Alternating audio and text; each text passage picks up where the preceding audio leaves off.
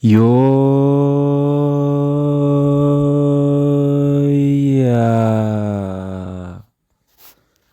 1.3 is in malas of the 1.3 impacts of biology and technology on society and the natural world. Kajaula lay joran. Mali dhiibbaan baay'iloojiif teknooloojiin hawaasa irra qabu akkasumas illee uumamoota addunyaa kana irratti qabu maali ka jedhu tokkoon tokkoon kan laallu ta'a jechuudha. After the successful completion of this section, the student will be able to kana beekuun dirqama jechuudha. Describe the impact of biology and technology on society and nature. Explain the relationships between biology and technology. Akkasumatti illee ni ibsita walitti dhufeenya hariiroowwan baayoloojii fi teknooloojiin qabu jechuudha. Akkuma sekshinii kana duraatti baratanii turtan jechuudha. Gadi fageenyaan asirrattis egaa barattan booda asitti gadi fageenyaan kan ibsitan ta'a jechuudha. Egaa sekshinii 1.3 tana xumurtan booda jechuudha. Determine the negative and the positive impacts of biology and technology on the society and also on nature. Uumamaa fi hawaasa irratti jechuudha. Maali positive bu'aan inni qabu akkasumas illee miidhaan inni qabu jechuudha. Biology fi teknooloojiin bu'aan inni qaban isaan qaban jechuudha. Hawaasa irrattis akkasumas illee uumama irrattis akkasumas ammallee miidhaa isaan qaban jechuudha. Positive impact and negative impact fayyadamuun jechuudha. Kana tokkoon explain godhuun isinirra jiraata jechuudha. The impact of biology and technology refer to factors that pose positive or negative effect on the society and the natural world. The advancement of biological information and technological devices can highly influence or control the societal and natural world. Bu'aan inni impacting jechuudha. Impactii yookaan lama jira. Positive impact and negative impact jira. This is collocation. Collocation jenni jechuudha walii yaa'an jechuudha. Positive impact and negative impact. Impactii lamaatu jira jechuudha. Positive impactiin akkuma maqaa isii jechuudha. Bu'aa isa saniiti jechuudha. Bu'aa wanta impactii sanii. Fakkeenyaaf positive impact of biology and technology yoo ta'e maali bu'aa biology fi teknooloojiin qabu. Negative impact gaafa jettu immoo miidhaa baayoloojii fi teknooloojiin qaban jechuudha. Hawaasa irratti yookaan uumama irratti hawaasa fi uumama irratti qaban jechuudha. Miidhaa eenyu negative impact gaafa jettu jechuudha. Akkuma maqaa isii effectiin jechuudha isaan qaban jechuudha. Society and natural world irratti isaan qaban jechuudha. The advancement of biological information and technological device can highly influence and control societal and natural world. Isa muraa takka tuqaa sadii tuqaa takka jechuudha. Takka tuqaa sadii muraa takka tuqaa sadii irratti maal jedha? Impacts of biology on society and the natural world. Hajau deeply ilaalu yaane jechuudha. Okay. The impact of biology refers to the effect arising from the advancement of biological knowledge and innovations. Example is fakkeenyonni isaanii ensuring food security as a result of an increase in productivity. Ensure gan wabii nyaataa jechuudha. Wabii nyaataa jechuudha. Wabii nyaataa irrattis wabii nyaataa guddisuu irratti jechuudha. Argamiinsa nyaataa kana waan fakkeenyaaf amma dhiheessii nyaataa irratti akkamitti fakkeenyaaf amma dhibee nyaataa irratti fakkeenyaaf amma biqiltuun gaafa midhaan jechuudha. Arfaasa qotamu fakkeenyaaf midhaan arfaasa qotamu san irratti jechuudha. Gosa midhaanii arfaasa qotamu san irratti yoo ilbiisonni miidhaa irra gaggeessuudhaaf yaalan ta'e jechuudha. Ilbiisota sana irratti qorichoota adda addaa fayyadamanii jechuudha. Baayoloojikaaliidhaan ka proof ta'e jechuudha. Baayoloojiidhaan mirkanaa'ee qorichi kun akkana ilbiisa kanaaf dawaadha ka jedhu dhaaf mirkanaa'ee jechuudha. Egaa public ta'ee jechuudha. Egaa itti walii galan booda meedisiin san fayyadamanii jechuudha. Dhibee san ittisan jechuudha. Achirra wanni san ittisan. Ilbiisa san biqila san irraa ittisanii biqilli san akka sirriitti dhalu jechuudha. Yiildiin isaa bu'aan isaa akka sirriitti guddatee jechuudha. Egaa rakkoo nyaataa san furuu akka danda'utti kan taasisan jechuudha. Eessa wanni san fayyadamanii jechuudha. Qoricha san fayyadamanii wanta san darsalaa isa san miidhuu irraa ittisanii bifa bareedaadhaan akka oomishni isaa guddatu kan taasisu. Akkasuma ammas effektii hedduu jira gaa amma fakkeenyaaf baayoloojii intarnaalii yookaan keessa seenee ilaallu jechuudha. Kun bu'aa inni qabu jechuudha. Kanaan positive impact of biology on society and although natural. Kayaan jechuudha. Okay, inni lammaffaa medicine and disease treatment have resulted in improved healthy and longevity jechuudha. Maal jedhee medicine and disease kayaan treatmentiin isaaf yaaliin isaaf geggeeffamte jechuudha. Result ka ta'u maal jechuudha. Improved healthy dha jechuudha. And longevity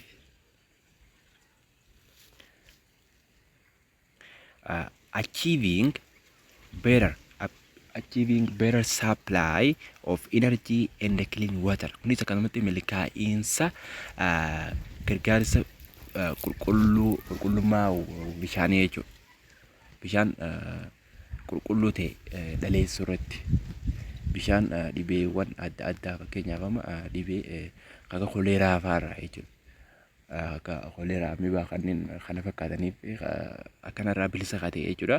Bishaan qulqulluu fayyummaan isaa mirkanaa'ee dhaleessuu jechuudha hawaasaaf.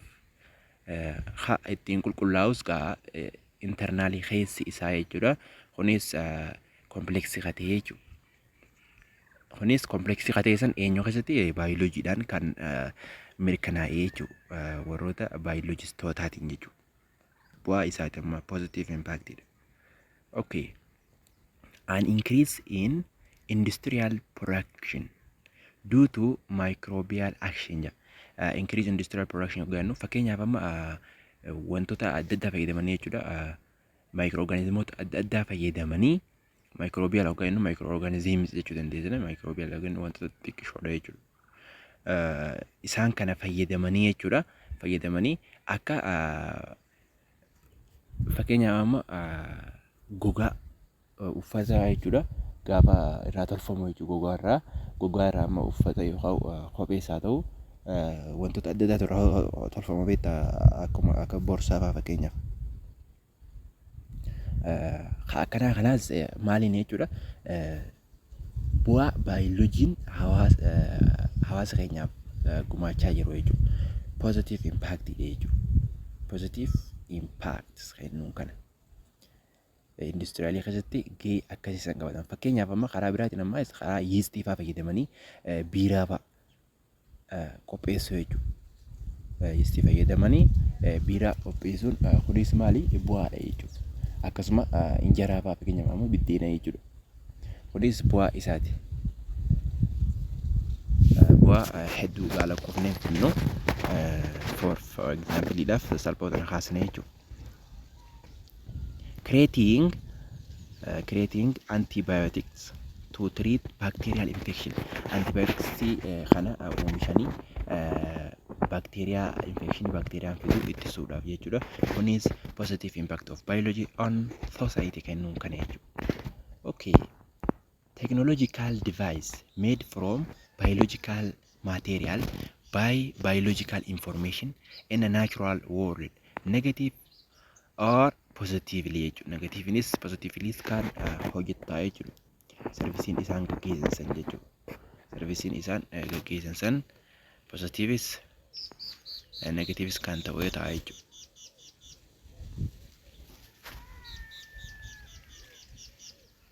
Biological weapon production and the use destroys the natural world. kunis positive jechuudha. Negative as dubbanna kun negative impact of biology on society and technology on society dha. Kan negative dha, kan positive dha garuu maali positive impact akkuma maqaa isaa jechuudha. Positive impact on positive impact of biology and technology on society and also natural kan nun jechuudha. Inni kanan hubadha kana. Biological weapon kan kun ifan kan nun production and the use of destroys the natural world. Kunis negative impact of biology on society kan nun jechuudha. Practicing predetermined limit to have only boys XY and avoid XX females of child sex chromosome affect the society and the natural world will lead to the loss of females. Marja practicing predetermining limits have to only boys kan ta'a. Kunis waa'ee genetics keessatti kan bal'inaan baratan ta'a. Waa'ee genetics da chromosome jechuudha. Irratti gadi fageenyaan baratan ta'a jechuudha. Waa'ee dhiira ta'uu fi akkasuma durba ta'uu kana genetics keessatti bal'inaan baratan ta'a jechuudha. XY gaafa dhiira jechuudha boy ta'a. Gaafa XX ta'e immoo dubartiidha jechuudha female kan jennuun. Goorlee ta'e jennuun karaa biraatiin ammas child sex chromosome affect society in the natural world will lead to what the loss of females. Okay, let us jump on section 1.3.2 kan nun jechuudha. Kana irratti dabarrume maal jedha kunis impacts of technology on the society and the natural world. Why impact yogaanu negative impact and positive impact inni isinimne jechuudha. Positive impact mo negative impact kayannu asii gaditti kan laallu ta'a. Impacting garuu generally gaafa laaltan technology on the society and the natural world jechuudha. Amma kan jalqaba laalaa turre maal jechuudha 1.3.1 jalatti sectionii san jala maal ilaalle the impact of biology on society and the natural world kan nu ilaalle. Walii galee asitti technology okay bu'aa yookaan miidhaa teknooloojiin hawaasaa fi uumama irra qabu. Kan jalqabaa irra maal ilaallema sanirra qabanne amma miidhaa yookaan miidhaa fi bu'aa jechuudha. Teknooloojiin hawaasaa fi uumama irra qabu. Kan jalqaba irra ilaalaa turre jechuudha. Asitti maali bioloojii bu'aa fi miidhaa bioloojiin hawaasaa fi uumama irra qabu ilaallee turre jechuudha. Amma asirratti maali teknooloojii ilaalle jechuudha. Bu'aa fi miidhaa teknooloojiin hawaasaa fi uumama irra qabu jechuudha. Technology is part of everyone's life ja. Inni kutaa nama hundaati. Kutaa jiruu fi jireenya nama hundaati jechuudha. Inni teknooloojiin jechuudha. Kana ta'uun wal nama hin shakkisiisu jechuudha. Fakkeenyaaf amma smartphone irra jechuudha. Namoonni smartphone hin qabne ni xiqqaate jennee dubbachuu dandeenya jechuudha. Generally yoggaa dubbannu maaliif warri amma fakkeenyaaf viidiyoo tana laalaa jirtan barattoonni jechuudha African fast learnerii warreen amma viidiyoo tana laalaa jirtanis akkasuma illee tan laalaa hin jiraatin jechuudha. Smartphone babal'atee jira jechuudha. Smartphone qofa osoo hin ta'in tablet akkasumatti illee personal computer kan jennuun jechuudha. Kajaamu teknooloojiin haalaan waayidii bal'aatee jira jechuudha. Waan ibsuudhaaf kan nama rakkisu bakka hangas takka ragee jira. Haalaan baay'ee bal'atee jira. Saniif everyone is life jaaniin jechuudha. Kutaa jiruu fi jireenya nama hundaati.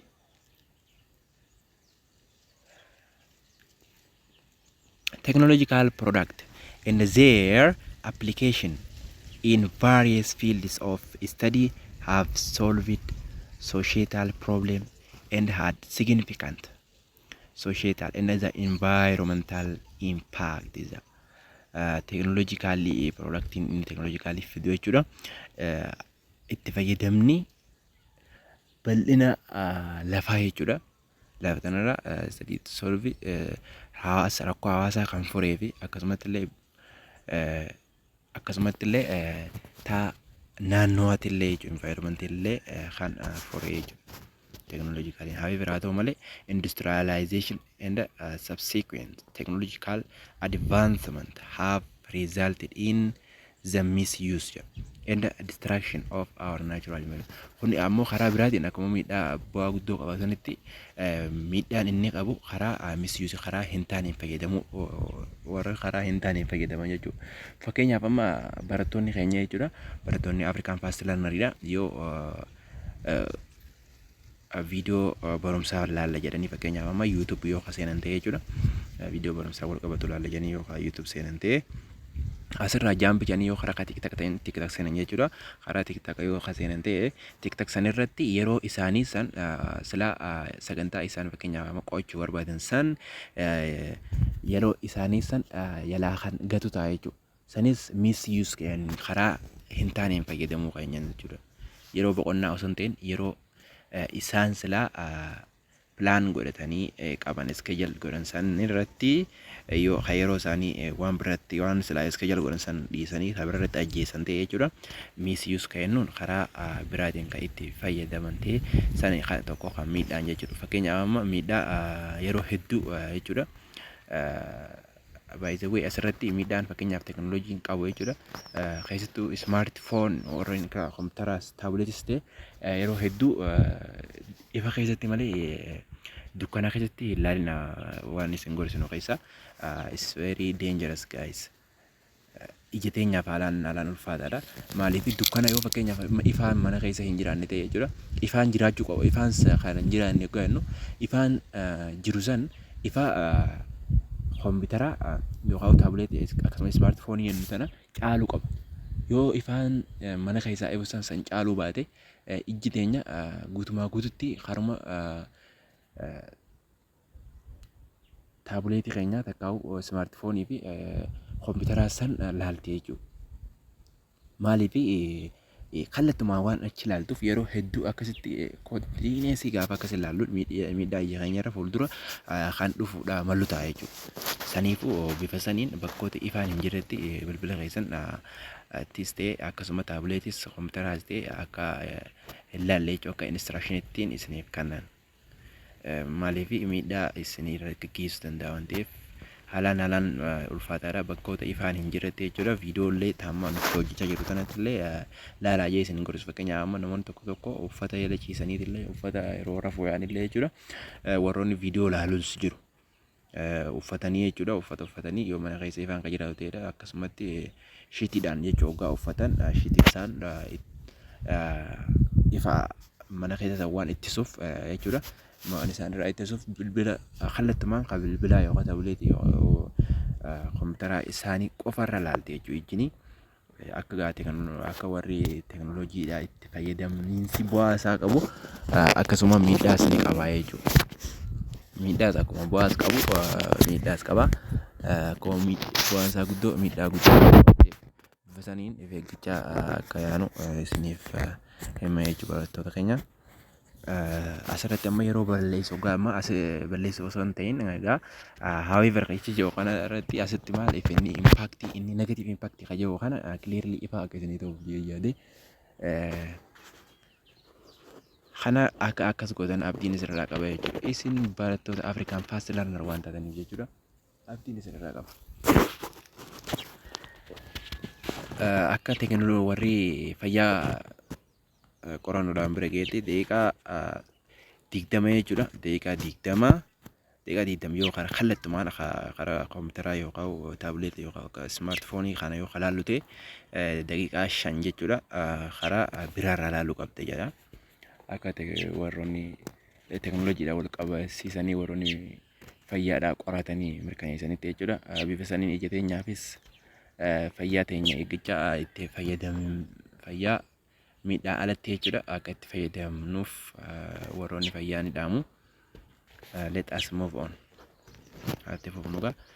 These technologies have damaged our world in two main ways: through pollution and the depletion of natural resources. Technology kun miidhee jira addunyaa teenya karaa lamaanii tokko karaa pollutionii inni kan ammoo depletion of natural resource jechuudha. Fakkeenyaaf amma industrial emission and the influence pollute clean air and the drinking water jedha. Industrial emission kun influence isaa maal jechuudha? Pollute kana clean godhu jechuudha. Qilleensa keenya qulqulleessu akkasuma bishaan illee jechuudha. Bishaan illee kan qulqulleessu jechuudha. This is what positive impact and negative impact kan inni ibsan jechuudha. Biochemical agents, pesticides and fertilizers cause toxics and biohazards. One is amma negative impact negative impact of technology. So qorannoo hageessu fakkeenyaaf qoricha amma ilbiisa tokkoof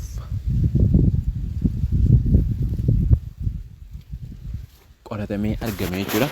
Qorichi isaan fakkeenyaaf amma pesticide kennuun kun warra pesticide kennuun kun jechuudha.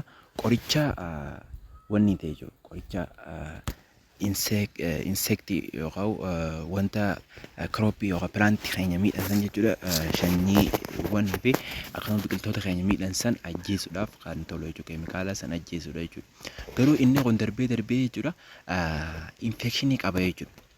Wanta nuti fakkeenyaaf itti goonu san wantoota alli isaa gaafa nyaatamu fakkeenyaaf amma raafuu isin clearly jechuudha. Clearly properly jechuudha gaafa qulqullaa'e malee isii keessa isiin nyaannu raafuu akkuma namuu beektu raafus kurumbaasi yoo isirratti wanni san irraa balleessan inni kana itti goonu dhibee san irraa balleessan inni gaafa insect san dhabamsin inni gaafa san itti goonu pesticide kana itti goonu yoo isa san properly irraa dhiquu baanne jechuudha. Turmaata keessatti yoo properly qulqullina adda ta'een jechuudha waan biraallee fayyadamnee irraa qulqulleessinee cirannee jechuudha nyaata keenyatti hin godhatin impactii guddaa qabdi jechuudha. Infekshiniis haalaan guddaadha jechuudha. Akkasuma fertilizeriinis fakkeenyaaf amma madaabaraa kennuun jechuudha. Xaa'oon jechuudha yoo achi lafa xaa'oon itti godhamte san keessa jechuudha. Lafa xaa'oon itti godhamte san fakkeenyaaf amma harama laga bishaaniitiin jechuudha. Rooba gaafa roobee dhiqama saniin iddoo takka gaafa deemu harama yookaan qoonqoo horiidhaa tokko jechuudha. Qoonqoo horii saniin lafaa hiikaa wanni hundinuu kan lafaa margu waan ta'eef lafa ga'uunsaa lafaa margu waan ta'eef wanni san faaluunsaa hin hanqatu. Wanti san kafaalame san horiin san gaafa nyaatu horii san irraa anullee miidhuu danda'a gaafa horiin san nuti nyaannu jechuudha. Takka horii san illee miidhuu danda'a jechuudha. Akkasuma toksii inni qabu haalaan miidhaa guddaa qaba jechuudha. Okay, kunoo kana fakkaate jechuudha. Har'aaf nuuf jedhee yaada. Ethical issue in biological kayyoo yeroo dhufu kan laallu ta'a. Hanga sanitti yeroo gaarii qabaadhaan afeerraa teenya. Thank you so much. 1 2 3 yoo